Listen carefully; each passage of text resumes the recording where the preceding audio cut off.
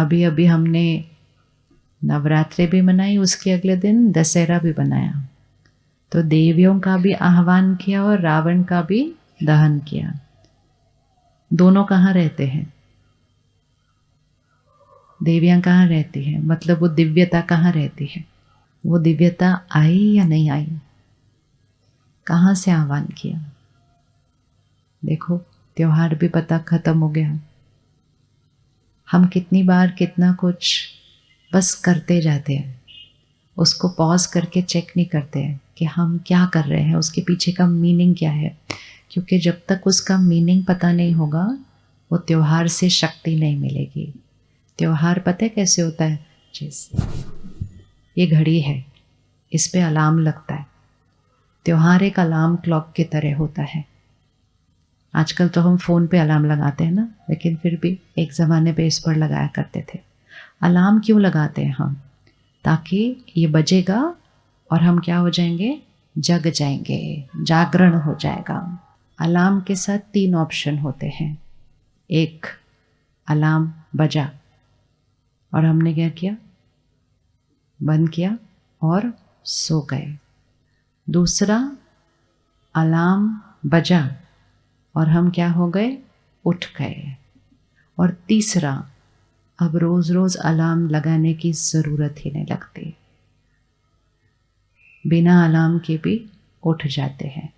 भारत की संस्कृति में हर थोड़े थोड़े दिन के बाद ऐसे खास दिन आते हैं, फिर त्योहार आते हैं। यह अलार्म होता है हमें जगाने के लिए कि जिस तरह हम जीवन जी रहे हैं उसमें से जागने की ज़रूरत है, अंधकार में जी रहे हैं। तो एक होता है अलार्म बजा, आवाज़ हुई, फिर सो गए, मतलब त्योहार आया, कुछ दिन के लिए उमंग, उत्साह, खुशी, मिठास, सबके साथ प्यार से बातें, सब कुछ, सात्विकता, पूजा पाठ, सब कुछ, जागरण। थोड़े दिन के बाद वैसे के वैसे वापस, मतलब अलार्म बजा और उसके बाद शोर मचा, थोड़ा सा आवाज़ आई, उठे, फिर उसके बाद सो गए। दूसरा, अलार्म बजा, त्योहार आया, सात्विकता की, पवित्रता, शुद्धता लाई जीवन के अंदर, दिव्यता का आह्वान किया। 9 दिन पूरे हो गए, लेकिन हमने अपने जीवन को उसी विधि से जारी रखा। वो होता है अलार्म बजा और उठ गए, वापस नहीं सोए। लेकिन एक होता है कि अब अलार्म की ज़रूरत नहीं है, त्योहार का इंतज़ार करने की ज़रूरत नहीं है। कब जगना है? कब जगना है? हर रोज़ जगे हुए रहना है। तो हमने देवियों का आह्वान किया, रावण को भी ख़त्म किया, परसों ही किया था, और कल से दुनिया वापस वैसे की वैसे ही है जैसे पहले थी। अब वेट करेंगे कि 20 दिन के बाद दिवाली आएगी, फिर दिए जलाएंगे, फिर सबको दुआएं देंगे, फिर सबको सौगात देंगे, फिर चीटी मिठाई खाएंगे, अगले दिन फिर वैसे के वैसे। तो इसीलिए उसको कहते हैं 4 दिन की दिवाली, बस 4 दिन उमंग उत्साह, उसके बाद वैसे के वैसे। तो उत्सव में हम क्या करते हैं? उत्सव में नवीनता आती है, उत्सव में सबके साथ बहुत प्यार से मिलते हैं, दुआएं देते हैं। किसी से नाराज़गी भी होती है ना, तो लोग कहते छोड़ ना, त्योहार है, आज नाराज़गी को पीछे रख, आज कोई नाराज़गी नहीं रखनी। हाँ, दिवाली पूरी हो जाएगी तो हमारी नाराज़गी वापस वैसे। वो कहते अरे कल तो आप बहुत अच्छे से बात कर रहे थे, कहते कल तो दिवाली थी ना, इसलिए अभी दिवाली खत्म हो गई, खत्म हो गई। तो इसलिए अभी हमारे पास बीच में है 15-20 दिन। दिवाली आने से पहले दिवाली मनाते हैं, दिवाली आने से पहले दिवाली मनाते हैं। अगर दिवाली आने से पहले दिवाली मनाएंगे तो जब तक दिवाली आएगी तो हमारा तो दिया परमानेंटली जला हुआ होगा। दिवाली में सबसे पहले क्या करना शुरू करते हैं? जो अभी शुरू हो गया होगा ऑलमोस्ट, क्या करना शुरू करते हैं? सफाई। हर रोज़ सफाई करते हैं, फिर भी दिवाली के टाइम जरा खास सफाई होती है सारी। हर रोज़ ऊपर ऊपर से सफाई होती है, दिवाली में कोने कोने कोने कोने की सफाई होती है। किसकी सफाई होती है? घर की सफाई होती है। दिवाली का घर से क्या कनेक्शन है? क्यों सफाई कर रहे हैं इतनी? तो कहते हैं लक्ष्मी जी का आह्वान करना है। फिर उस दिन पर हम दरवाजे खिड़कियां खुली रखेंगे कि कौन आएगा, कौन आएगा, किस किस के घर में आए, किस किस के घर में दरवाजे खिड़की से श्री लक्ष्मी जी आए। दरवाजे खिड़की से। हम तो श्री लक्ष्मी भी किसी और को कहते हैं, हमारे घर लक्ष्मी आई। तो श्री लक्ष्मी जी का आह्वान करना मतलब अपने अंदर की प्योरिटी, पवित्रता, शुद्धता, दिव्यता, शक्ति का आह्वान करना। लेकिन दिव्यता का आह्वान तब होगा जब कोने कोने की पहले सफाई की जाएगी। कहाँ सफाई करनी है? यहाँ, यहाँ। किस किस को लगता है कुछ कुछ बातें हैं कोने कोने में पड़ी हुई ऐसे? हाँ, तो लक्ष्मी जी नहीं आएंगे ऐसे। लक्ष्मी जी को कैसे दिखाते हैं? कमल पुष्प के ऊपर खड़े हुए। मतलब इस कलयुगी दुनिया में रहना है, कीचड़ के बीच रहना है, लेकिन कीचड़ का दाग हमारे ऊपर नहीं लगना चाहिए, इसलिए वो कमल पुष्प है, कमल आसनधारी है। तो दुनिया में रहना है, बातों के बीच में रहना है, लोगों के बीच में रहना है, परिस्थितियों के बीच में रहना है, मुश्किलों के बीच में रहना है, लेकिन उसका दाग हम पर नहीं लगना चाहिए। वो है श्री लक्ष्मी जी। लक्ष्मी मतलब मेरे जीवन का लक्ष्य क्या है? लक्ष्य क्या है? किसी को पूछो क्या लक्ष्य, कहते ये काम करना है, इतना कमाना है, बच्चों को बड़ा करना है, पढ़ाना है, ये लक्ष्य। ये लक्ष्य तो बाहर है, क्या करना है। मेरा लक्ष्य क्या है? मतलब मुझ आत्मा का लक्ष्य क्या है, जीवन में क्या बनना है। तो कौन कौन फरिश्ता बनना चाहता है? वो पीछे वाले बन रहे हैं, आगे वाले नहीं बनना चाहते। बनना चाहते हैं, नहीं बनना चाहते, है ना। फरिश्ता कैसे दिखाते हैं? दो चीज़ें दिखाते हैं फरिश्ते को। एक तो पंख दिखाते हैं, जबकि हमने आज तक तो किसी को उड़ते हुए देखा नहीं है, लेकिन फिर भी फरिश्ते को पंख दिखाते हैं। तो पंख अर्थात जो आत्मा फरिश्ता है वो सदा उड़ती रहेगी, बाहर से नहीं उड़ रहे हैं। कहाँ पर उड़ रहे हैं? यहाँ। और जो आत्मा बोझिल होती है वो कैसे हो जाती है? तो जो लाइट होगा वो उड़ता रहेगा, जो बोझिल होगा वो नीचे। अभी क्या होता है, सोच सोच के मन बोझिल हो जाता है। हम कहते हैं चाय पिलाओ यार, बहुत सर भारी हो रहा है। सर भारी किसने किया?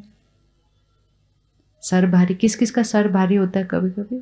हाँ, वो किस चीज से होता है वो सर भारी? कौन करता है हमारे सर को भारी? कौन करता है? कौन करता है? उंगली रखो, वो साथ वाली कुर्सी पे बैठे हैं, वो इस हॉल में कहीं बैठे हैं जो मेरा सर भारी करते हैं? नहीं। वो कहाँ बैठे हैं जो मेरे सर को भारी करते हैं? कहाँ बैठे हैं? यहाँ। कैसे भारी होता है? सोच सोच सोच सोच, उसी बात को सोच सोच सोच। अच्छा, सोच सोच के भारी कर दिया, नो प्रॉब्लम। फिर सोच को बदलेंगे तो वो भारीपन क्या हो जाएगा? चला जाएगा। लेकिन हम सोच को नहीं बदलते, हम चाय पी लेते हैं। चाय पीने से वो थोड़ी देर सर ठीक लगता है, थोड़ी देर के बाद वो फिर सर भारी होता है। फिर कहते हैं अब क्या करें, अब टीवी देख लेते हैं थोड़ी देर। मतलब मन पे जो घाव लगे हुए हैं उनको दवा नहीं लगानी, लेकिन मन को कहीं ना कहीं अटका देना है ताकि वो दर्द हो ना, मुझे पता ना चले कि दर्द हो रहा है।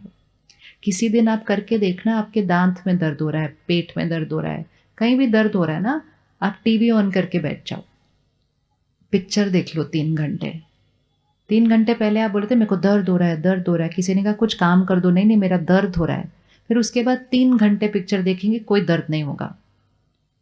जैसे पिक्चर बंद होएगी कोई कहेगा ये कर दो, कहते नहीं मेरे को तो दर्द हो रहा है। कहते अभी तो 3 घंटे से आप पिक्चर देख रहे थे। पिक्चर देखते हुए दर्द क्यों नहीं होता? क्योंकि मन को उस दर्द से हटाकर किस में लगा दिया? उधर इंगेज कर दिया। उसको हम डिस्ट्रैक्शन कहते हैं कि अपने मन को उधर से हटाकर किसी और चीज पर लगा दिया। तब अपने ज़माने में तो 3-3 घंटे की, 2-2 घंटे की पिक्चर देखते थे। अब तो पिक्चर फ़ोन पे ही है सारा दिन। तो आज हमने अपने मन को क्या किया? उस घाव को दवा नहीं लगाई, उस सोच को बदला नहीं, उस संकल्प को परिवर्तन नहीं किया, उस मन को किसी ना किसी चीज में लगाते गए और कुछ नहीं तो फोन उठाया करते गए। खाली नहीं बैठते आजकल हम बिल्कुल भी, जब से ये खिलौना आया हमारे अंदर।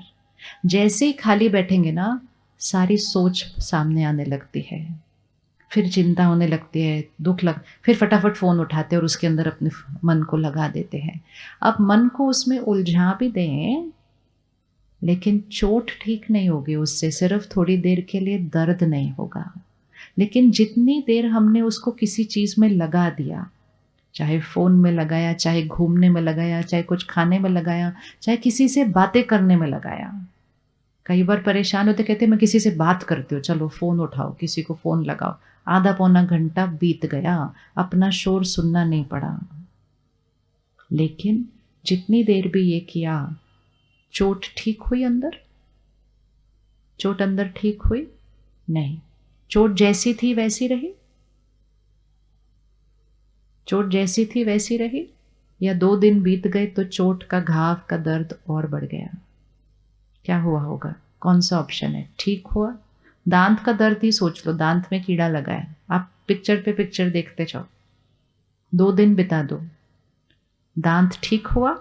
हाँ या ना? ठीक हुआ? नहीं। जहां है वहां रहा,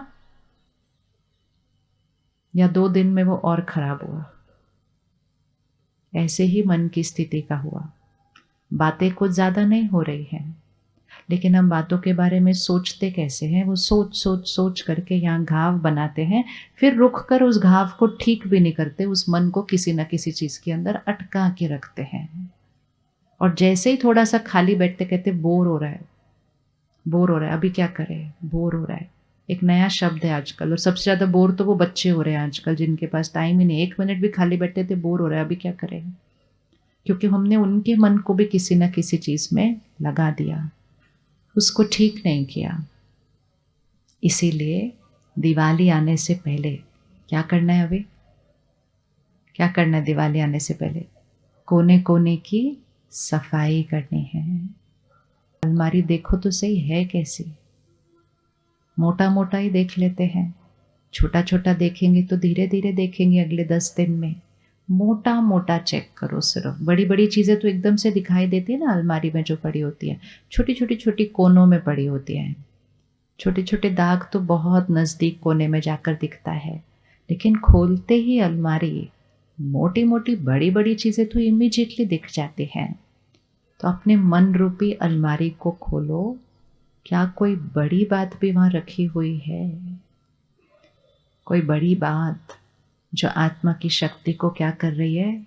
घटा रही है, जो मेरे मन को तंग करती जाती है। जब भी वो याद आते हैं, दर्द अपने आप होने लगता है, कुछ करना भी नहीं पड़ता है। मोटी मोटी बात चेक करना, दूसरों की नहीं चेक करनी है, अपनी चेक करनी है। क्या मेरे पास मन पर कोई बड़ी मोटी बात, जो मतलब मुझे याद है, ऐसी वाली बात है कोई? इसकी सफाई शुरू करते हैं आज। वो मन में वो जो बात जो रखी है, वो किसने रखी? वो मन की अलमारी में वो जो बात पड़ी है, वो किसने रखी? उसका जिम्मेवार कौन है? उस चोट का, उस घाव का जिम्मेवार कौन है? उस घाव का जिम्मेवार कौन है? किसका नाम याद आता है? क्योंकि उस चोट के साथ उस व्यक्ति का नाम भी रखा होगा साथ में, लेबल पे तो उस व्यक्ति का नाम होगा उस चोट के। सबसे इजी और सहज चीज अपने मन की स्थिति का जिम्मेवार किसी और को ठहराना, और उनको ही अपने घाव का कारण ठहराना, और उस घाव को पकड़ के रख लेना, कहना उन्होंने किया ही ऐसे था। दर्द तो, लाइन पूरी करें, दर्द तो बोलो अच्छे से, दर्द तो किसने दिया? दर्द उन्होंने दर्द दिया, उन्होंने दुख दिया, उन्होंने अपमान किया। किस किस का अपमान हुआ है कभी? या आपके शहर में कोई अपमान नहीं होता आपका? हाँ, वो है ना, देख लेना, क्योंकि वो भी पड़ा हुआ है घाव उधर। यहाँ बहुत सारे घाव हैं। अगर यहाँ के घाव ना होते ना, हम निरंतर उड़ते रहेंगे सारा दिन खुशी के अंदर। क्यों घाव पड़ते हैं? क्योंकि लोग हमारे अनुसार नहीं होते हैं। लोग कुछ भी आकर कुछ भी कहकर चले जाते हैं। हमने जो सोचा नहीं था वैसा कर देते हैं। और वो लोग कोई अड़ोसी पड़ोसी नहीं, अपने घर के भी लोग होते हैं, परिवार के भी होते हैं या नहीं होते? अपमान कैसे करता है कोई हमारा अपमान? एग्जाम्पल दे, हमारा अपमान कोई कैसे करता है?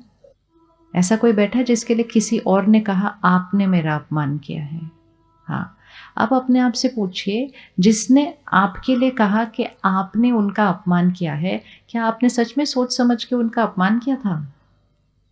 नहीं किया था। आपने क्या किया था? आपको जो सही लगा था बस वो बोल दिया था। लेकिन हमारा सही किसी और ने क्या कहकर रिकॉर्ड कर दिया अपने यहाँ कि उसने मेरा अपमान किया। अपमान किया मुझे मतलब सम्मान नहीं दिया। तो सम्मान का ऑपोजिट अपमान, मान का ऑपोजिट अपमान। मान शान की आदत है, महिमा की आदत है। महिमा बहुत अच्छी लगती है और धीरे धीरे तो महिमा की ज़रूरत भी लगती है।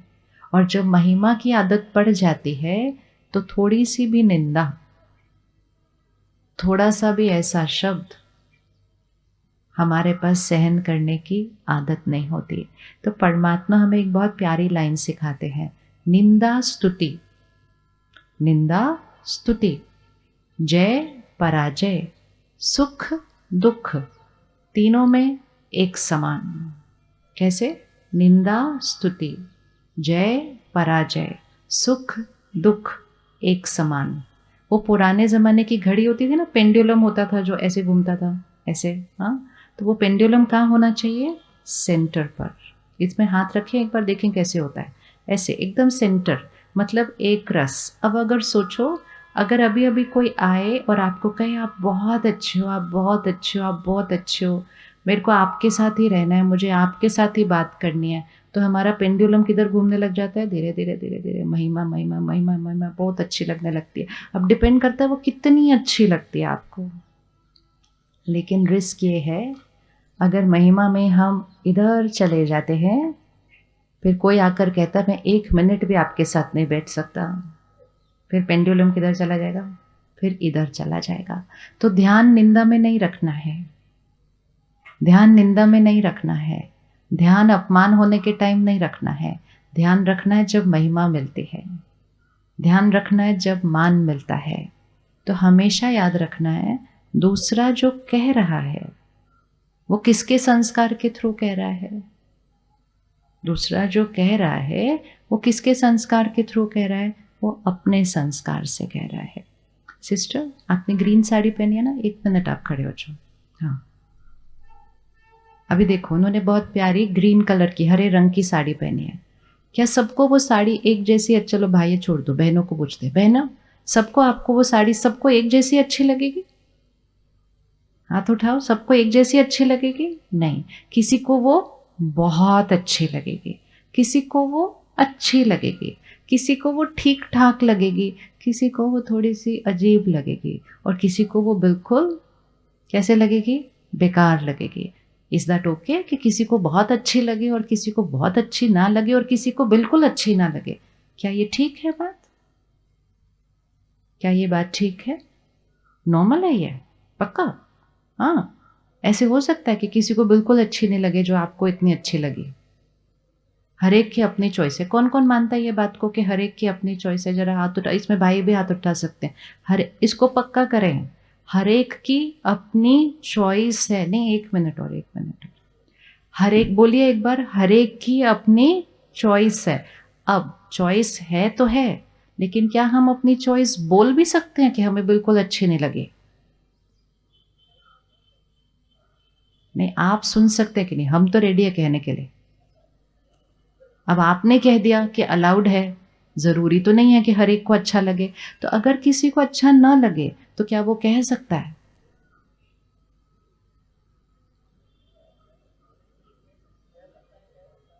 चेक करो, चेक, कुछ भी नहीं है, बहुत इजी है।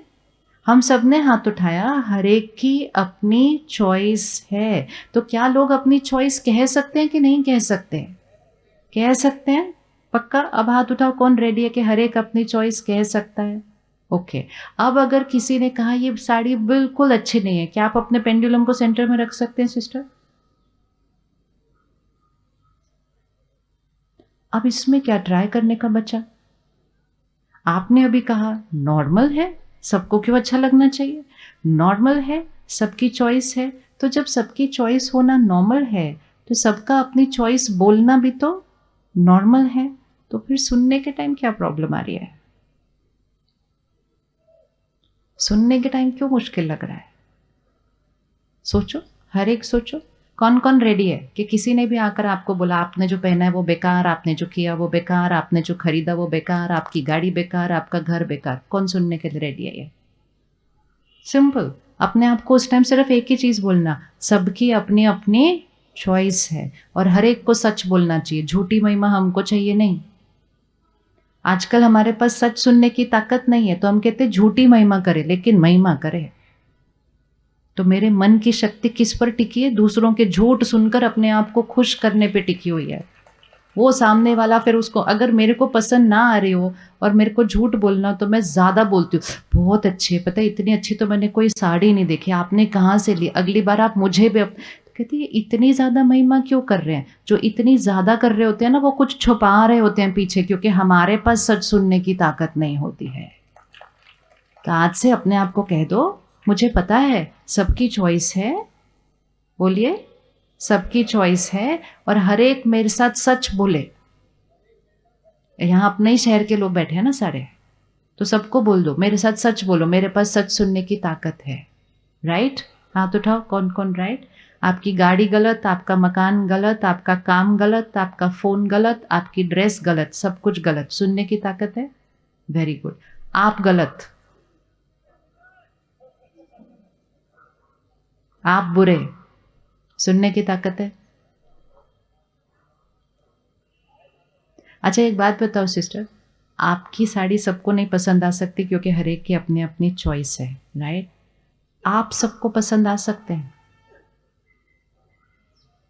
नहीं पसंद आ सकते। क्यों नहीं आ सकते? क्योंकि सबकी अपनी अपनी चॉइस है या नहीं है? सबकी अपनी अपनी चॉइस।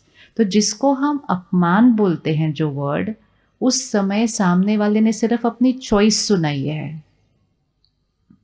वो चॉइस किसको दर्शा रही है? वो चॉइस उनकी चॉइस को दर्शा रही है। लेकिन हम उस तरह से नहीं सोचते, ये उनके संस्कार के थ्रू बोल रहे थे, मुझे ऐसा कहा, मुझे ऐसा कहा, तो मुझे ऐसा कहकर सारी कहानी मेरी बन जाती है। वो कहानी मेरी नहीं, वो कहानी उनकी चॉइस की हो रही थी। अगर मैं उनसे अभी कहूँ ये ग्रीन साड़ी मेरे को बिल्कुल बिल्कुल पसंद नहीं, तो वो कहानी साड़ी की नहीं है। वो कहानी किसकी है? मैं क्या सुना रही हूँ कि मुझे वो ग्रीन रंग पसंद नहीं है। वो कहानी मेरी है, वो कहानी उस साड़ी की नहीं है। इसी तरह जब मैं कहूँ मुझे आप ही बिल्कुल पसंद नहीं, तो वो कहानी मेरी संस्कारों की है, वो कहानी मेरी पसंद की है। वो तो जो है वो है, लेकिन हम उस बारे में नहीं सोचते कि मेरे को ऐसा कह दिया, और ये सोच सोच के एक कटोरा लेके पूरी दुनिया के सामने घूमते रहते हैं, मेरे बारे में अच्छा बोलो। फिर लोगों को भी पता है, तो वो झूठा झूठा बोलेंगे, इतने अच्छे लग रहे हो आप, इतने अच्छे लग रहे हो आप, इतने अच्छे लग रहे हो।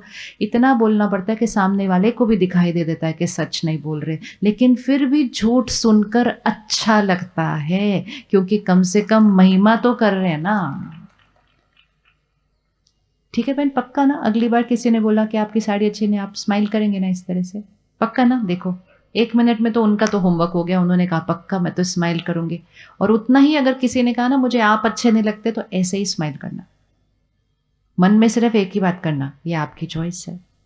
इसका मतलब ये नहीं है कि हम परफेक्ट है, इसका मतलब ये नहीं है कि हम परफेक्ट हैं, लेकिन हमारे पास कुछ विशेषताएं हैं जो हमें पता है, हम उनको यूज़ करते हैं। हमारे पास कुछ कमज़ोरियां हैं जिन पर हम काम कर रहे हैं, लेकिन आप मुझे पसंद करते हैं या नहीं करते, वो आपकी विशेषता और कमज़ोरी के आधार पर है, वो स्टोरी मेरी नहीं है। तो फिर अगर कोई हमारे से कुछ ऐसा कहे, उस समय मुझे अपने मन को शांत रखना है, तो उसके लिए मुझे एक सोच तैयार करके रखनी पड़ती है। क्या सोचेंगे उस व्यक्ति? चलो मैंने ही आपको बोल दिया मुझे आप पसंद नहीं, क्या थॉट क्रिएट करनी है जिससे मन की स्थिति बिल्कुल कैसी रहे? स्टेबल।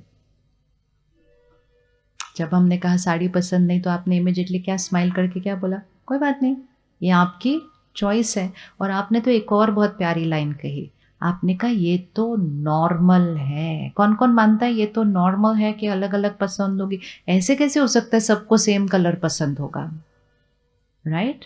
अब 1 मिनट पे आप बैठ जाओ, शुक्रिया। कौन कौन मानता है सबको अलग अलग रंग पसंद होते हैं? Very good. खाने में सबको अलग अलग चीज़ें पसंद होती हैं, म्यूज़िक सबको अलग अलग पसंद होता है, घूमने का जगह सबको अलग अलग पसंद होती है। ऐसे ही संस्कार भी सबको अलग अलग पसंद होते हैं, ये नॉर्मल है। और कई बार जो संस्कार उनको पसंद है, हो सकता है वो संस्कार मेरे पास नहीं है। और कई बार मेरे पास बहुत अच्छा संस्कार है, लेकिन मेरा अच्छा संस्कार उनको प्रॉब्लम देता है। तो वो प्रॉब्लम किसकी है? तो वो प्रॉब्लम किसकी है? वो प्रॉब्लम, उंगली रखो, वो प्रॉब्लम किसकी है? वो प्रॉब्लम उनकी है। और मोस्ट इम्पोर्टेंट ये याद रखना, ये नॉर्मल है, ये नॉर्मल है कि